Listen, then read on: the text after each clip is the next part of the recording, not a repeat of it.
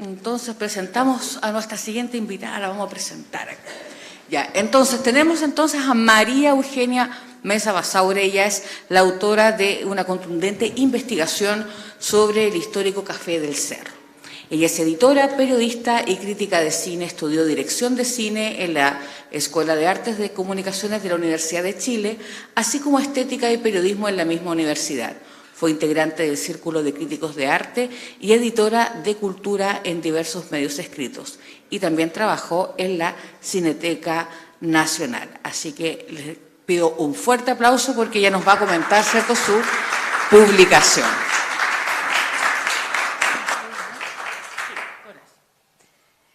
Hola, buenos días. Es difícil hablar después de la exposición de Ociel porque amén de ser tan en profundidad y tan alucinante en los cruces, él es tan histriónico, entonces lo mío va a ser muy plano, y también el PowerPoint, porque la verdad es que mi PowerPoint es simplemente un apoyo visual.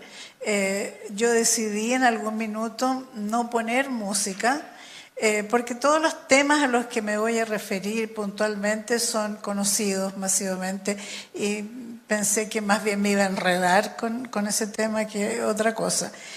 Cuando Tito Escárate, a quien agradezco muchísimo esta invitación, me propuso el tema, empecé a darle vuelta y, como me suele suceder en muchas cosas, me volví un poquito loca y empecé a armar una enorme cantidad de cruces entre la música de la nueva canción chilena y todo lo que vino después en ese ámbito, ¿no? Porque hay otras músicas.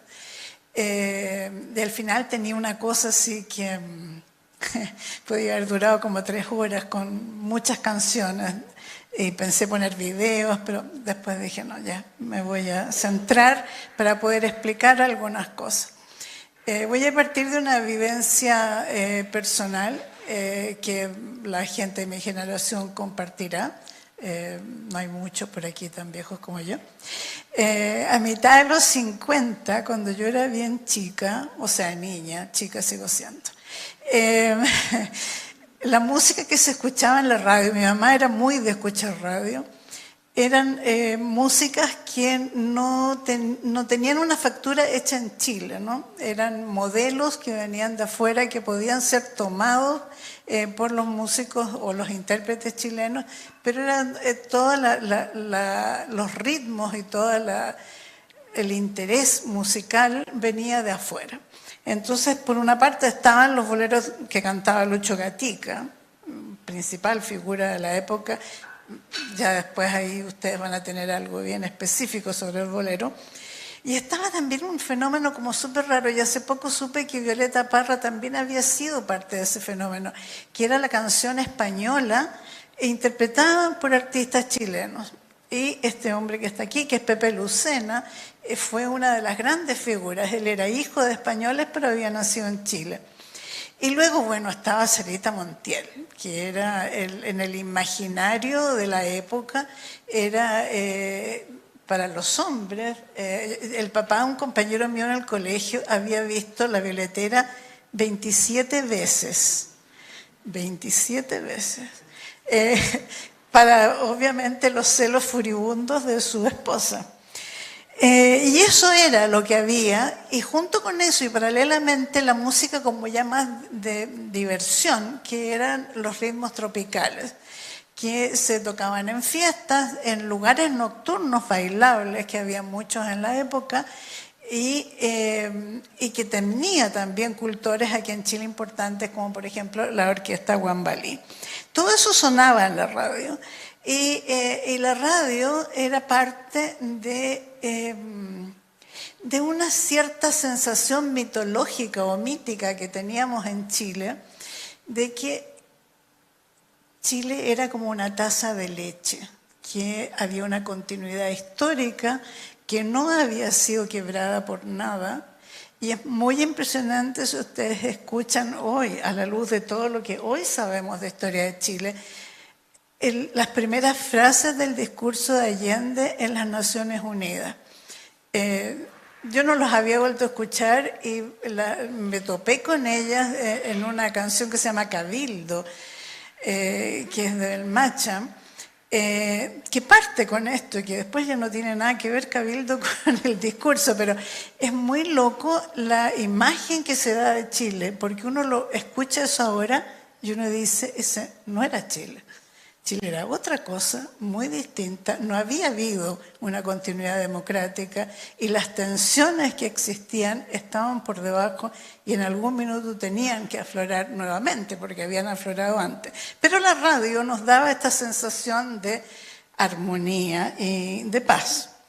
Mi mamá era profesora normalista y como buena profesora normalista estaba interesada en el folclore. Pero todo lo que sonaba en las radios de folclore era una cosa edulcorada que tenía que ver con la visión del hacendado que miraba a su campo y hablaba de sus amores y que no representaba para nada la realidad propiamente del campesinado. Habían autores como Osman Pérez Freire, ¿verdad? La Clarita Solovera, Francisco Flores del Campo o Nicanor Molinares, que le ponían de repente también un poco de humor a la cosa, pero todo era parte de este gran mito, este mito del Valle Central, que se reconocía como único territorio en realidad para la música. Luego entonces vino, digamos, la nueva ola. La nueva ola tampoco tuvo nada de chilena, ¿verdad? Eran covers de canciones que venían de Estados Unidos y de Europa, con músicos que eran intérpretes que consideraban que evidentemente podían cambiarse el nombre y tener nombres también anglosajones. Eso era el panorama. Y en ese panorama, después de su vuelta de Francia, irrumpe Violeta Parra. Mi mamá escuchaba a Ricardo García mucho. Entonces escuchó entrevistas, escuchaba su voz y le pareció sentir que ahí venía algo, venía la revolución en realidad. Violeta no es propiamente nueva canción chilena, pero sin ella no hay nueva canción chilena. Y ahí entonces se produce una eclosión en la música chilena que evidentemente no es tomada por toda la radiofonía, pero que implica una cosa muy importante que tiene que ver con algo que dijo Ociel al comienzo sobre lo que dicen los musicólogos, que la música no significa. La música en realidad, como todo, significa. O sea, es muy distinto, por ejemplo, escuchar una música barroca tal cual como fue escrita, con los instrumentos para los que fue escrito, y escucharla por barroco andino. Hay una voluntad expresiva que tiene que ver con ideología y tiene que ver con una construcción de un colectivo y con una identidad. Y todo eso es lo que trae la nueva canción chilena, ¿verdad? Antes había habido esta cosa del neofolclore, que en realidad era como más de lo mismo, con arreglos más simpáticos, por así decirlo. No te preocupes, gracias. Y entonces esto era, y perdónenme que me alargue, pero yo creo que es importante el contexto para llegar a lo que voy a hablar después. Esto ocurría en una década que se conoce ya históricamente como la década prodigiosa. ¿Por qué? Porque en todo el mundo hubo como una especie de gran apertura que profetizaba, se equivocó lamentablemente, pero profetizaba tiempos mejores, ¿verdad? Y vinieron todas las nuevas cinematografías en Europa y en América Latina, bastante después, pero parten de ahí. Llegaron los Beatles, que en términos musicales también fueron una gran revolución. Vino el feminismo, una nueva ola de feminismo, antes habían estado las sufragistas, pero vino el feminismo redoblado, la píldora anticonceptiva. cambió la vida en muchísimos sentidos, ¿verdad? Y hubo una apertura de mente. Eso también ocurrió de alguna forma en Chile. Y este neofolclor, que es parte, de alguna forma es también parte de eso, fue como una especie de caballo de Troya, porque metido dentro del neofolclor llegaron Patricio Mans y Rolando Alarcón. Grandes éxitos populares, Arriba en la Cordillera y las canciones de Rolando Alarcón, Como si somos americanos, que ya sonaban distinto, tenían una sonoridad diferente, pero además tenían temas diferentes. En América Latina no existía mucho en el imaginario de los chilenos, que nos sentíamos tan los ingleses de Latinoamérica, ¿no? Entonces, que habláramos de si somos americanos ya era hacerle pensar a la gente en otras cosas. Bueno, Ricardo García fue desde el comienzo uno de los padres de la difusión y de la producción de la música chilena, y debemos agradecerle a él las primeras difusiones de una Violeta Parra grabada por los esfuerzos de un productor argentino, Rubén Nucelles, que fue capaz de ver en ella lo que otros no veían. O sea, debe haber sido muy impactante ver entrar a esta mujer que no tenía nada que ver con la industria musical y sentir que había alguien de la importancia de Nucelles protegiéndola de alguna manera. Hasta aquí vamos a llegar con esta primera parte del prólogo. Vamos a dejar a mi mamá y a Ricardo García tranquilos y vamos a entonces hablar de las características de la nueva canción chilena. Y estas características que están ahí en esta cita a Fernando Barraza, un gran periodista chileno que escribe esto para un pequeño libro, pero muy interesante, que se llama La nueva canción chilena, que editó Editorial Quimantú en su colección Nosotros los Chilenos, plantea que la nueva canción chilena toma ritmos folclóricos, pero no es folclore indudablemente, pero toma ritmos folclóricos o se basa en ellos, y que usa instrumentos que son adecuados a aquello. Y que desde el punto de vista temático, las letras de sus canciones todas apuntan a la crítica social.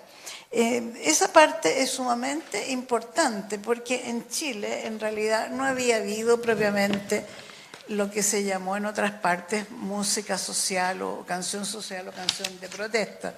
Era algo que no existía. Entonces la irrupción de estos temas implican una mirada distinta sobre el ser que vive en Chile, pero también implican una mirada distinta al escenario, al territorio. Se amplía Chile, musicalmente se amplía Chile, tanto hacia el norte como hacia el sur.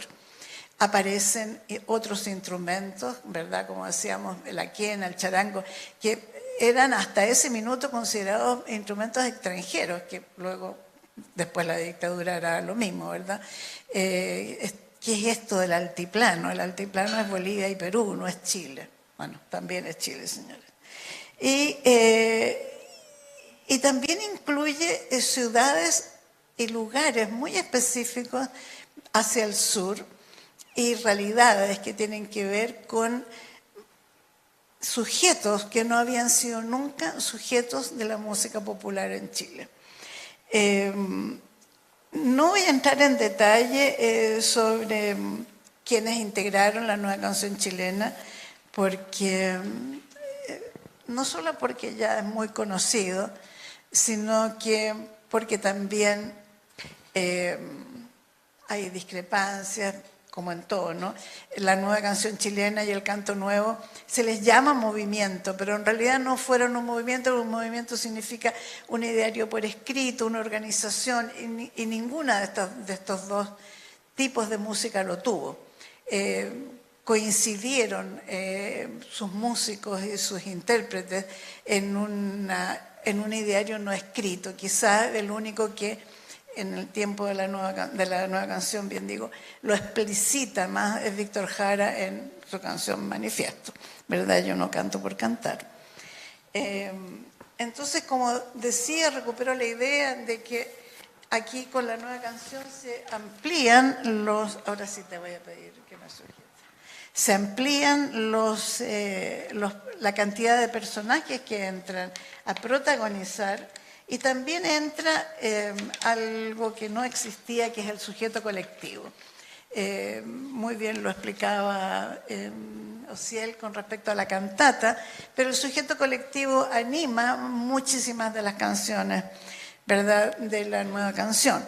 Entra el pueblo, los trabajadores, la mujer en su cotidiano doméstico, los campesinos, los bandidos rurales, arriba en la cordillera, los estudiantes, la gente de la ciudad, la del campo, la de las minas, la del mar, los seres del sur y del norte, con sus penas por vivir en una sociedad que los humilla y los explota. En los años previos al triunfo de la Unidad Popular, la nueva canción es una canción de denuncia, pero después triunfa la Unidad Popular y entonces deben cambiar. Y este fue un momento muy difícil, que no solamente lo vieron difícil los creadores musicales, sino que también en otras áreas. Por ejemplo, había una revista en la época previa a la UP que se llamaba La Chiva, donde están todos los dibujantes más importantes de historieta en Chile, que están vigentes hasta el día de hoy, como Herbie, por ejemplo. Y esa revista era genial, era no solo graciosa, sino que era crítica, mostraba cosas, en fin. Bueno, viene la llegada al poder de Salvador Allende y la revista se transforma en La Firma. Entonces ya no puede criticar y pierde gran parte de su gracia, ¿no? A la canción, de la nueva canción también le pasa en parte eso, ¿no? De ser una canción que presentaba situaciones, se transforma en una canción cercana a la propaganda o de frentón propagandística y programática. Se discute mucho sobre cuánto perdió la música, tanto en la lírica como en la música propiamente tal, en ese paso. Y de hecho es cierto, o sea, indudablemente no se puede comparar, por decir algo, arriba en la cordillera con la batea. Son cosas que no están dentro del mismo rango, pero que en su momento sirvieron y fueron útiles a lo que se esperaba, ¿verdad? Entonces, el relato de la nueva canción, en su esfuerzo por mostrar a este nuevo sujeto colectivo, muchas veces, todo ese imaginario, tanto el expresado con obras de gran calidad como con obras menores, ayudó a la construcción de una identidad de un grupo histórico y social que estaba en ese minuto socialmente organizado. Todo esto es súper importante porque es lo que va a dar paso. Bueno, viene el golpe, todo esto se detiene, no por mucho tiempo, porque el poder de la creación es demasiado fuerte y realmente cuando se habla en Chile de apagón cultural es una falacia, es decir, hubo un apagón desde el punto de vista oficial, pero la gente siguió organizándose. Habían 500 y tantos, casi 600 grupos folclóricos funcionando en Chile el año 75 en Santiago, solo en Santiago. Ese fue un dato que yo recopilé para el libro del café, porque la vida seguía bulliendo y por más que trataron de hacer este corte, no lo lograron y la nueva canción siguió en el imaginario y todos estos personajes y todos estos territorios ya no se fueron más, por lo menos de cierta parte de la música chilena. Hay una investigadora estadounidense que se llama Nancy Morris, que es investigadora y académica, que se ha dedicado por muchos años a investigar la nueva canción chilena y luego el canto nuevo. Y ella dice en un libro precioso que publicó el Museo de Albuquerque en una exposición que hizo sobre dictaduras y desaparecidos en América Latina, escribe lo siguiente: donde la nueva canción había aclamado al Che Guevara y a la revolución, los compositores del canto nuevo elaboraron metáforas que un periodista describió como tan precisas, la función de sustitución tan clara, la presencia de algo tácito tan evidente, que todo se volvía explícito. Las letras del temprano canto nuevo expresaban la desolación del periodo posgolpe, con referencias a los sueños destrozados, al sol muriendo, a los planetas agonizando, a las estrellas muriendo, a las estrellas congeladas, a la niebla, al silencio, al miedo y a la derrota. Se expresó cierta esperanza a través de canciones sobre el clima terrible que no podía durar, o el invierno que inevitablemente daba paso a la primavera. Javier Osorio, a quien ahí cito en más breve, ¿verdad?, en su texto sobre la bicicleta, el canto nuevo, las tramas musicales de la disidencia, decía: el término canto nuevo, que fue utilizado para referirse a este conjunto heterogéneo de artistas, buscaba no solo establecer una perspectiva integradora de ellos como un nuevo movimiento musical, sino situar una comprensión rehistorizante de sus creaciones en función de una continuidad con la nueva canción chilena. Y los integrantes de Iyapu, en una entrevista que apareció en la revista El Domingo, decían: en cuanto a sus formas, la nueva canción chilena y hoy el canto nuevo han buscado en sus raíces, en su herencia cultural, pero no se han detenido allí.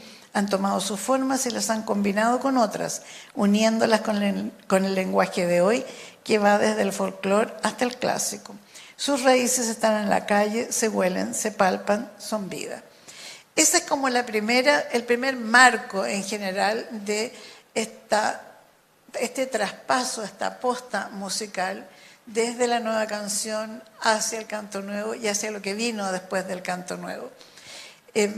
Yo me he centrado en realidad en el análisis que ahora viene en el canto nuevo, una pasada por el rock y luego para terminar con dos mujeres. El espectro, por supuesto, que tomé en un comienzo cuando dije me volví un poquito loca, incluía a muchos otros tipos de música, llegando, por cierto, hasta los trovadores más recientes. Me refiero, por cierto, a Manuel García, a Jepe, a Chinoy. Y sin embargo, opté finalmente por dejarlos de lado, no porque no se pueda trazar también el legado de la nueva canción en su música, que se puede, sino que porque en función del tiempo y en función además de hacer una cosa circular, preferí terminar esto con mujeres. Escogí entonces una forma que fue enfrentar canciones de una y otra expresión, tomando después, digamos, de haber hecho el análisis de muchas de ellas, haber llegado a una estructura de temas que se repiten y formas que se repiten en todos estos movimientos. Uno es la canción política directamente tal, no exenta de poesía. Luego la canción directamente poética sobre un territorio. La música de lo cotidiano, el canto combativo y algo que he llamado con impronta de mujer.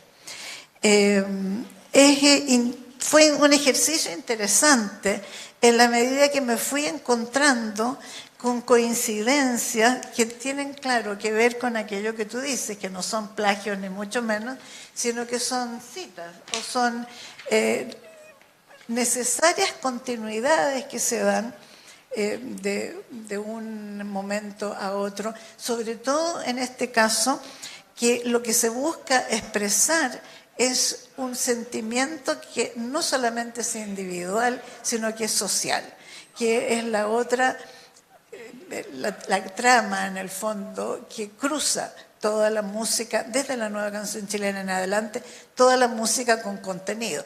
Paralelamente, por cierto, sabemos que sigue existiendo la música comercial vacía, pero esta otra música llegó y se quedó. Fernando Barraza en su texto del 72 decía: en el peor de los casos, la nueva canción chilena será un puente para las formas rítmicas y temáticas que se den en el futuro inmediato en el campo de la creación musical. Se equivocó en lo de inmediato, pero no se equivocó en el juicio, porque realmente el semillero estuvo ahí. Y empiezo entonces por tomar Manifiesto de Víctor Jara y Simplemente de Santiago del Nuevo Extremo. Lo directamente político, pero alejado del panfleto, aparece en muchas de las creaciones de ambas épocas. Manifiesto de Víctor Jara, y veamos cómo resuena esta canción o este tema tan emblemático en el canto nuevo, en otro tema sumamente emblemático, que es Simplemente, de Luis Lever y Santiago del Nuevo Extremo. Yo no sé, me imagino, Tito, que estos textos podrán después llegarle a todo el mundo, porque en el texto yo tengo puestos los versos completos de las canciones que por razones de tiempo no se alcanzan a leer. En ambas canciones la voz hablante comunica sus sentimientos y declara sus intenciones. El canto debe ser vehículo algo más que para la diversión, ya que es para decir verdades. En el caso de la canción de Víctor, hay claras alusiones a la clase trabajadora y a la distancia con el mundo del dinero. En Simplemente, en cambio, todo es velado. No se sabe de qué verdades habla el sujeto lírico, pero lo tácito se da explícitamente por entendido. Ambos autores declaran que para constituirse en esa voz que se conecta con lo profundo es necesaria la valentía. Claramente hay un trasvasije de contenidos, motivos y mensajes de fondo expresados según lo que permite la época. En lo musical la continuidad es evidente, se trata de melodías simples, pero a la vez presentadas con arreglos que la complejizan y donde la guitarra es el instrumento principal para acompañar la voz cantante. En el tema de Santiago del Nuevo Extremo entran a tallar otros instrumentos que serán característicos del grupo, como los de viento, que toman un rol más protagónico, haciendo contrapunto a la voz. Igualmente el coro irá a contracorriente del motivo principal. Estas diferencias son parte de lo que marcará la impronta del canto nuevo, al menos en lo que a los grandes grupos se refiere. Santiago del Nuevo Extremo, Choenquinilo, Ortiga, Barroco Andino, entre otros. La afiliación, de todas maneras, queda clara. En la categoría de música que expresa poéticamente un territorio, escogí Valdivia en la niebla, de Patricio Mans, y Lluvias del Sur, de Choenquinilo. No solo, aquí hay una cosa evidente, claro, se habla de un mismo territorio, pero lo interesante es que esta manera de enfrentarse al territorio tiene dejos similares que tienen que ver con la nostalgia, con lo perdido. En el caso de la canción de Patricio Mann es un amor perdido, en el caso de la canción de Choenquinilo es un mundo perdido, ¿verdad? Ambas canciones se refieren a un territorio, Valdivia con su río principal, el Calle Calle, del que solo sabíamos que la luna se bañaba en él. Acá se amplía el mapa, nombrando otras localidades como Las Ánimas, Corral, Collico. Se mencionan calles y lugares cotidianos como el mercado fluvial. Los autores establecen una relación nostálgica y triste con estos espacios, los que relatan de manera poética. Sin embargo, mientras en la canción de Mans el sujeto es claramente un amante que llora un amor perdido y el escenario le ayuda a su soledad y desgarro, en la canción de Clemente Riedemann y Nelson Choenque lo perdido es el sol, que ha sido desplazado por la lluvia. Alusión aparentemente oscura, pero muy clara a la vez, de la pérdida de la libertad. Ambos temas, por lo demás, tienen dos motivos en común. Los muertos que navegan. Esto es una cosa como bien curiosa, porque el que Patricio Mans haya hablado de, dice los marinos y los muertos que van al mar. Yo realmente no sé si estaba en la mente de Clemente y de Nelson este verso, pero claramente es una alusión política, ¿verdad?, a los asesinados por la dictadura y lanzados a diversos mares o ríos de Chile. En términos musicales, mientras la guitarra y su punteo, que recuerda a la lluvia, es protagónica en la canción de Mans, en la de Choenquinilo adquieren importancia otros instrumentos como el bajo y el cello. La musicalidad del grupo sureño agregó nuevos matices a las canciones en las que de todas maneras se puede reconocer la herencia de la nueva canción. Otra categoría es lo que llamé lo cotidiano. Y ahí en la nueva canción el rey de lo cotidiano fue el Payo Grondona. Todas sus canciones prácticamente hablan de cosas comunes, de cosas que todos podemos conocer o haber incluso vivido. Eduardo Peralta recoge esa tradición dentro de lo que es el canto nuevo, y en una de las primeras canciones, que fue la que escogí, de las primeras canciones que lo hacen famoso, que es Juan González, habla, al igual que en la Nelly y el Nelson, de seres humanos absolutamente corrientes, gente que puede ser cualquiera. Son personajes que pueden ser esta pareja de enamorados que pasea y realiza acciones cotidianas, como tomarse una agüita, como dice el payo, o celebrar un triunfo de Wander. Y otras canciones del payo hablan de una pareja que no encuentra donde hacer el amor y termina en un bar, que es su popular El Bosco. O un par de vecinos que se encuentran y hablan de trivialidades en las cuecas, La Conversa 1 y 2. Gracias a las letras de Grondona, que tienen mucho de crónica, debido a que su primera profesión fue ser periodista, se recorre una época, y el dibujo lleno de ternura que hace de estos personajes facilita la identificación o el reconocimiento de ellos. Peralta también quiso ser periodista, de hecho ahí fue donde yo lo conocí, ¿no? En la Escuela de Periodismo de la Católica había un... es bonito esto. Había existe un patio pequeño al interior del Campus Oriente, y en las épocas inmediatas después del golpe habíamos 3 escuelas ahí, todas muy de izquierda o casi. Periodismo no tanto, pero había un gran grupo de gente de izquierda, que era periodismo, sociología y artes de la comunicación, que en principio era mi escuela. Y en ese patio, Eduardo Peralta empezó a cantar. Fueron sus primeras incursiones. ¿Y con quién cantaba?